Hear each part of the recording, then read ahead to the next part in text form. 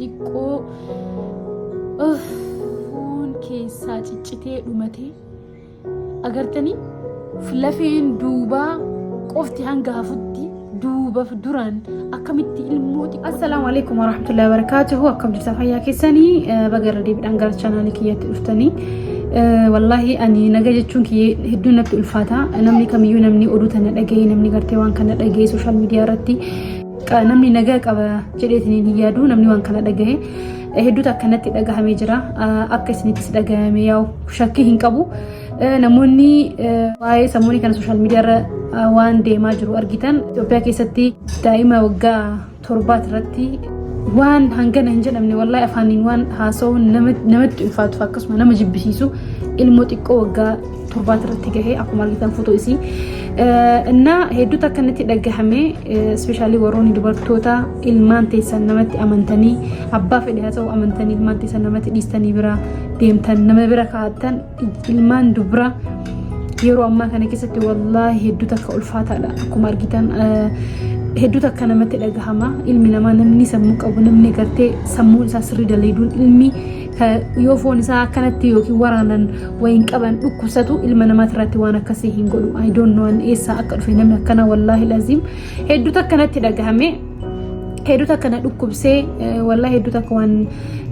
qalbii nama cabsu. Kana jechuun immoo namoota hafaniif barumsa ta'asni galee wanni darbee jira. Haati isii umrii guutuu dhukkubsattu si galee namni isii beeka namni isii cinaa jiran nuti warri hin beekne gartee footoo qofaan dhageetti qofaan hangam akka nuti keessi kenna miidhame yaa'u ni beektan isin martinuuna. Innaa ilmoo waggaa 7 irratti duubaa fi duraan itti fayyadamanii hanga foon qaama isii keessaa kun ciccitee dhumatee spinal cordiin lafeen duubaatti mul'atutti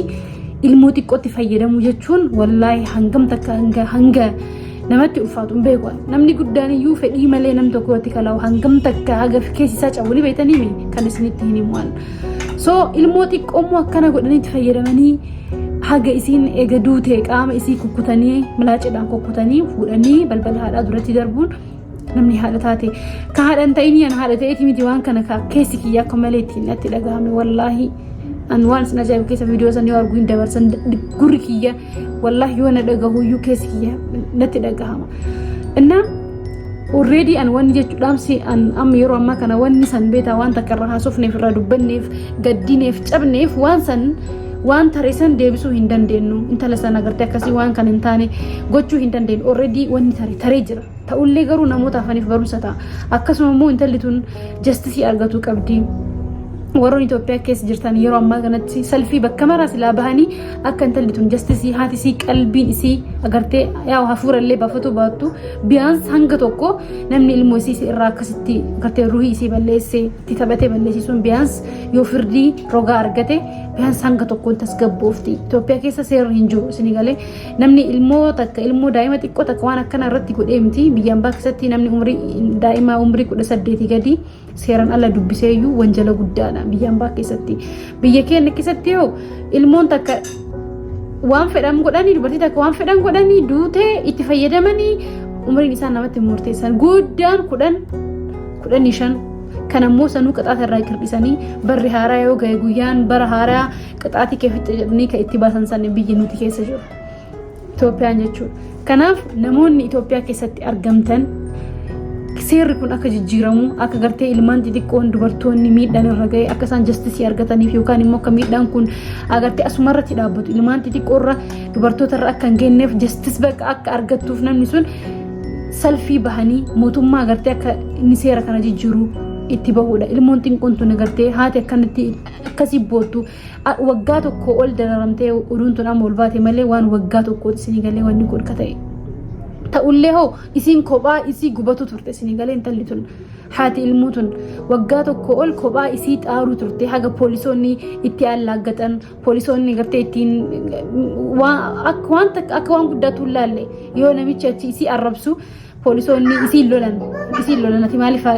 yoo ati callisuu baatte yoo isiin arrabsite seesinees illee si hiina jedhaniin biyya akkana keessa jirra. Biyya fiilingii wallahi feelingiin namni namaa ittiin hubanneetu jira biyya akkasii keessa jira nuti agartee. Kanaaf nuti hanga dandeenyeen biyaan salfiin osoo bahamee hiriirri bahee intala tanaaf jastisiin haa argamu osoo jedhanii wallaahi seerri kun jijjiiramuu danda'a. Namichi kun isin galee mana hidhaa keessa taa'ee jiraachuu jira. Mana hidhaa keessatti nyaatee dhugee rafee ka'ee tiniin ofirraa jiraachuu jira. Intalli hoo maaliif sa'aatii takka daqiiqaa takka hin taane ilmi namaa dararamee ciccitamee fuulli isaa kukkutamee miidhaan irra gahee daqiiqa san mee yaada sammuu keessatti fudhadhaati waan isiin dabarsite daa'imni xiqqoon sun yeroo sanitti wanti isiin dabarsite maal akka ta'e silaa ana ta'e jedhaati yaadame already duutee jirte amma ta'ullee namatti ulfaata isin galee wanni sun kanaaf haati sun hafuura baafachuu qabdi ilmoon sun jastisii argatu qabaatti namoonni Itoophiyaa keessa jirtan wallaahi ani hin beekan biyyaas Itoophiyaa keessa miti biyya kamiyyuu justice for heaven natti fakkaate maqaan heaven jedhanii osoo bahamee biyyaansa seerri kun jijjiiramee namni sun murtii isaa malu argatu qabaata. Wallaahi an gama kiyyaa garuu murtii addabaabaayii keessatti saqqalamuutiin ala agartee murtiin biraa waan jirtu natti hin fakkaatu. Wanti sunuyyuu itti xiqqaata wallaahi itti xiqqaata gama kiyyaa wanni sun itti xiqqaata jedheetiin yaada. Ilmoo xiqqoo yaada ilmoo xiqqoo nama guddaayyuu mee yaada nama guddaayyuu osila akkana godhanii waan nama godhamuu qabu miti bar wanni kun agartanii wallaahi waan hedduu takka nama miidhu keessa namaati. Na kanaaf justisiin ilmoo tanaaf argamuu qabaata. Ani beekan waan fedheelleessu ta'e waan san deebisuu hin danda'u garuu dubartoonni heerumtanii baatanii ilmoo dubraa of jalaa qabdan ineerumina yookiin dammoo agartee ilmoo teessan san haadha teessanii kenna yookaan hanga ilmoon tun isinii guddattee bakka takka isinii geettu hin heerumina isinitti ta'afu. Wallaahi dhiirri marti akkana jechuu kiyya osoo hin taane namni abbaa hin ta'in garuu ilmoo saniif fiilingii inni qabu fiilingii biraati isinii galee bakka waan biraati bakka kanaaf eenyumattiyyuu hin amanina ilmoo teessan eenyumattiyyuu hin amanina kanaaf wallaahi an keessa kee hedduu takkanatti dhagahame viidiyoo dalagu moo hin dalagu wallaahi hin jiraami keessa keenyatti dhagahame tiktook irratti waan saniitiyyuu ka taag godheetiin hin dalage har'a maaliif namoonni hedduullee hin dalaguu jiran jechuun hin jiraami hedduu takkanatti dhagahame inna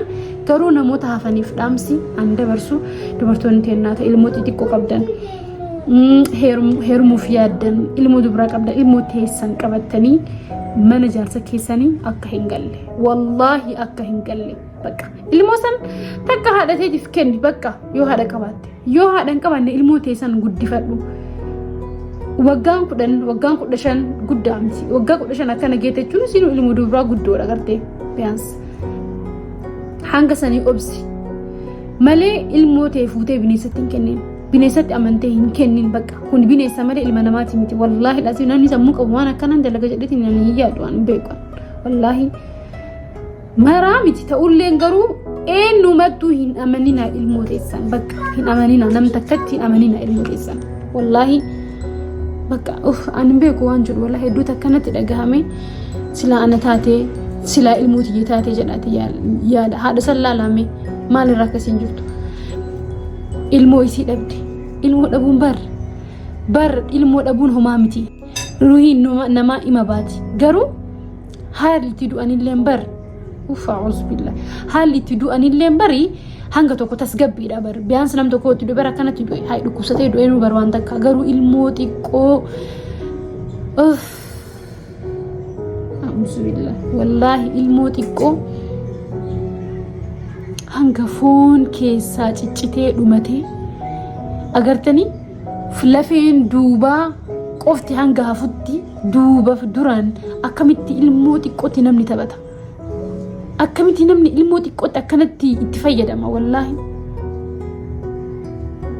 a'uuzu billaahi wallaahi waan hedduu takka namatti haasa'uuf namatti ulfaatu takka ani namni sun ani beekan sammuu akkamii akka qabu sammuu akkamiitiin akkamitti fedhiinuu itti dhuftee waan kana dalagaan gaafii natti ta'an stiil jechuun namni sun hanqina sammuu qaba maraattuudha malee namni fayyaa waan akkanaa namarratti hin dalagu ilmoo xiqqoo irratti waan akkanaa hin dalagu ta'ullee fayyaa qabaatu baatee namni kun already waan ilaalamuu qabu ilmoon xiqqoon sun akka isiin itti duute siqaayii isiin argitee biyya jala seente sana arganii namichi kun fuudhameetiin addabaabayii keessatti saqqalamuu qabaata. Wallaahi waan isin argisiisan sila argisiisuu hin danda'ame isa argisiisanii isa ajjeesanii natti tola. Biyyoonni hambaa biyyoonni akka faranjii biyyoonni araba maaliif wantoonni akkana yoo uumamanii maaliif ajjechaa namatti faradaan beeytanii wallaalummaa miti bara. Wallahi feelingi san namni marti waan understand godhuuf biyya keenya keessatti warri silxaana qaban poolisii ta'ee daanyaa ta'ee inumaayyuu feelingi ma waan qaban natti fakkaatu wallahi azim ayin beekwan seerana seeruma Itoophiyaa namnummaan tumee seeruma san baase iyyuu ani waan agartee feelingi qabu natti fakkaatu. Kun namni ilmoo dubraa fi ilmoo xixiqqoo irratti gartee waan akkana dalage seerri isaaf ba'uu qabu seera takka qofa. Inni nama ruuhin ajjeesee keessattuu ilmoo dubraa akkana godhee jiruusi ilmoo dubraa akkana taatee ennaan osoo lubbuun haftee hin jiraattu namni dhaabataa in dhaabatti malee hin jiraattu wallahi dhaabataa duuti malee seerri kun guutumaan guututti jijjiiramee ilma dhiiraa ilmoo durbaa ta'ee ilmoo xixiqqoo irratti waan akkana dalagee du'a malee wallahi muyyuu hin maluuf bakka murtiin kamuyyuu hin maluuf wallahi. أعوذ بالله بوانا إدو تكلم التلفاتو أنا نوانتي أنجي والله فيديو أنا نمني تكلالي نمني لمنالي نمني سديلالي سني أوليس لالي سبيشالي يو دوبرتي تاتي الموت أغرتي الموت نم تكت أمانتين كني الموت دوبرا إن إسم علم هاتي سبيشالي هاتي الموت نمتين إسم أبا أنا أنجي تكتك أنا والله Ati abbaan ilmoo sana irraa dhalte yoo duutee jiraatte malee yoo lubbuudhaan jiraatte ilmoo ta'e haadhatti gattee hin deemin. Amma namichi ilmoo tana haadhatti gatee biraa deemi suni tsatsatii akkamii keessa akka inni jiru yoo dhuguma sammuu qabaate inni yaadame. Ilmoo teessan yoo addaan baatan ilmoo teessan haala isiin itti guddattu. Bakka godhaafi wallaahi bakka godhaafi yookaan dammooti yoo hin heerumina yookaan addaanuun bahina ilmoo san malee itti gootan malee addaanuu hin bahina. An hin beeku wallahi hedduu takkanatti dhagahame ana qofaa miti addunyaan guutuun garaan gubatu jira namoonni waan kana dhagaan hedduu dhukkubsatu jira agartee rabbiin bichaa haadha san garaa haa qabbaneessu waan qabbaneessan isii haa qabbaneessu namichi kun garuu agartee murtii isaan malu agartee argatu qabaata jedhee nama yaadu tokko kanaaf isinilleen bakka jirtanii yoo dandeettan agartanii akka justisii ciyyoon tun argattuuf yoo selfiin jiraate selfii san irratti hirmaadha akkasuma immoo yoo sagalee ta'aa fi social media irratti wantoota akka Instagram, TikTok irratti sagalee ta'aa fi maal fi seera Itoophiyaa keessa jiru jijjiiramuu qabaata waan ta'eef maal fi yoo namoonni persentiin 50 ol iyyuu yaada kennanii yookaan immoo yoo waan kana agartee taqaawwaman yookiin falmatan agartee seerri kun jijjiiramuu danda'a kanaaf itti jabaadha. Wanni amma uumame kun wanni kana dura uumame ilmaan keenya irratti nurratti generation dhufuurratti akka uumamuuf hayyamuu hin qabnu wallahi ani waan jedhu kanuma inna bakka akkuma isiniin jedhe wallahi hedduu takkanatti dhagahame har'a wanni aan jechuuf dhufe kanuma akka natti dhagahame takka isinitti dhagahame ani illee shakkii hin qabu kanaaf haa jabaannu please bakka jirutti haa mormannu seerri kun nurraa jijjiiramuu qabaata namicha ilmoo akkana godhee ajjeesee waggaa 25 itti murteessuu jechuun maal jechuu biyyee isiin qammaste sanii ni qammasuu qabaata jedhee nama yaadu tokko wallahi laazim inni taa'ee nyaataa jira rafaa jira haati immoo achi bootta halkanii guyyaa achi tasaqaayyaa halkanii guyyaa mucattiin immoo bututtee kukkutamtee ciccittee qabri seentee jirti agartanii inni hoo raahaadhaan nyaata bilcheessanitti fidanii nyaatu jira kuni wallahi seera miti kuni wallahi fitii bakka kuni wannaan seera miti kun bakka namni sun saqqalamuu qabaata bakka ajjeefamuu qabaata wallahi ajjechaa nuti xiqqaata ajjechaa wal soo waajiraate waan godhamuu qabu wallahi hedduu takka namatti dhaga'ama kanaaf isin martinuu please sagalee haa taanuu fi sagalee ta'aa fi waa'ee amantaati miti waa'ee sabaati miti waa'ee namummaati kun namummaa bakka feete haa dhuftu bakka feete waan feete haa taatu namummaa akka namummaatti waan nuti dhagahame sagalee taaniitiin ilmoo tana wallahi